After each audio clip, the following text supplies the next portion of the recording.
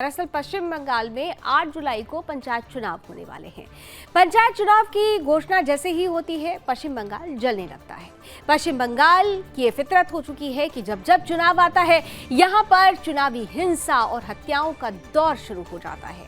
और इन सब में सबसे महत्वपूर्ण ये होता है कि जितनी भी हत्याएं होती हैं या हिंसा होती है, इसकी सही आंकड़े ममता सरकार द्वारा नहीं बताए जाते हैं। जी हाँ, आंकड़ों में घोटाला किया जाता है, खेला हो जाता है आंकड़ों में, क्योंकि इस बार एक आरटीआई के माध्यम से इस बात का खुलासा हुआ है कि बंगाल में चुनाव के दौरान 2021 विधानसभा चुनाव के दौरान जो राजनीतिक हिंसा हुई और जो राजनीतिक हत्याएं हुई, एनसीआरबी को गलत जानकारी बंगाल सरकार की तरफ से दी गई। एक तरफ जहां बंगाल सरकार की तरफ से एनसीआरबी को ये जानकारी दी गई कि 7 राजनीतिक हत्याएं हुई हैं, वहीं आरटीआई ये कहती है कि दरअसल हत्याएं 7 नहीं 60 हुई हैं। ये 7 to 60 का आंकड़ा किस तरीके से पश्चिम बंगाल में असलियत का खेला हो भी दिखा रहा है, आइए देखिए हमारी आज की इस विशेष रिपोर्ट।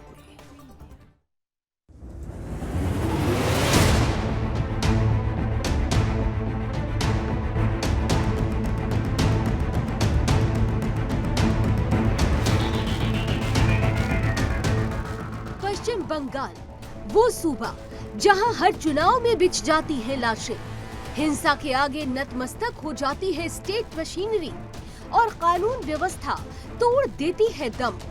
वही बंगाल एक बार फिर से पंचायत चुनाव से पहले जल रहा है। चुनाव के दौरान हिंसा और मौत की सुर्खियां तो आम हो चुकी हैं, लेकिन इस बार जो कुछ हुआ है वो आम नहीं है। आरटीआई एक्टिविस्ट ने दावा किया है कि ममता सरकार ने हिंसा और हत्याओं का आंकड़ा छिपाया है। इतना ही नहीं, बल्कि एनसीआरबी को भी गलत आंकड़े बताए गए हैं।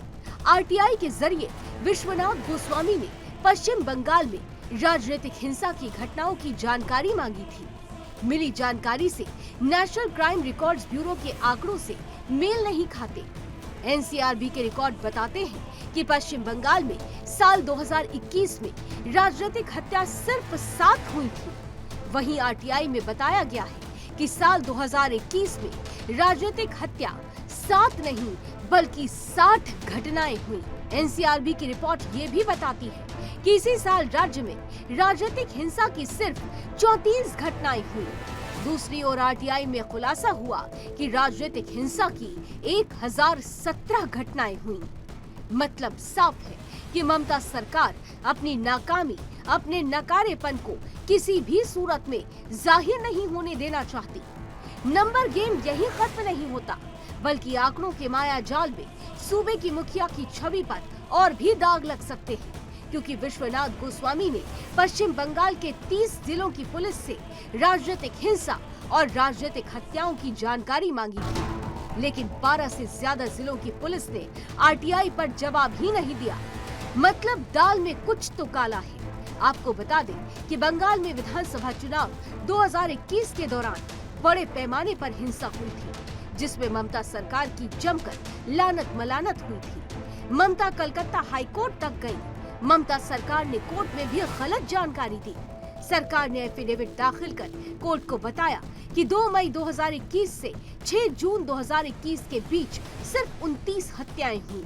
और ऐसे में सवाल उठता है कि ममता सरकार हिंसा और झूठ के बल पर आखिर कब तक सूबे की रहनुमाई करती रहेंगी। और सबसे अहम ये कि कोर्ट और एजेंसियों को गलत आंकड़े बताकर ममता आखिर क्या साबित करना चाहती है। Bureau report, Sudarshan news.